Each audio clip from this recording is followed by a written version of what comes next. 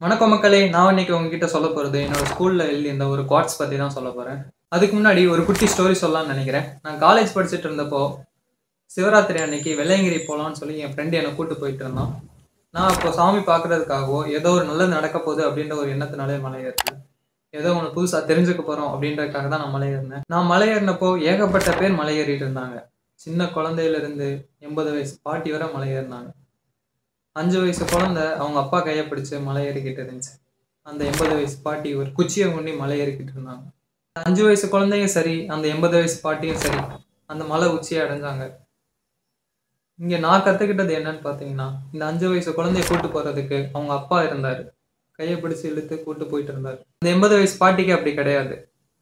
அவங்க அந்த சாமிய பார்த்தே ஆகணும் அப்படின்ற ஒரு மன வைராக்கியத்தோட அந்த மலை உச்சிய அடைஞ்சாங்க. இங்க நான் கத்துக்கிட்டது என்னன்னா, நீங்க உங்க லைஃப்ல ஒரு கோல் அடையணும் அப்படின்னு நீங்க நினைச்சீங்கன்னா, ஒண்ணு உங்கள வழி நடத்துறதுக்கு அந்த 5 வயசு குழந்தைய கூட்டிட்டு போன மாரி, அவங்க அப்பா மாரியான ஒரு வழித்துணையாளர் வேணும். அப்படி இல்ல அப்படின்னா, அந்த பாட்டி கிட்ட இருக்க வைராக்கியம் உங்ககிட்டயும் வேணும். இதுதான் என்னோட ஸ்கூல்லயும் ஒரு குவாட்ஸ் எழுதியிருந்தாங்க. முதல்வனாக இரு, இல்ல முதல்வனோடு இரு அப்படின்னு சொல்லி. நல்லா இருக்குல்ல? அவ்வளவுதான் மக்களே. இத தான் நான் உங்ககிட்ட சொல்லணும்னு நினைச்சிட்டு இருந்தேன். உங்களிடமிருந்து விடைபெறுவது உங்கள் ராஜாஜி.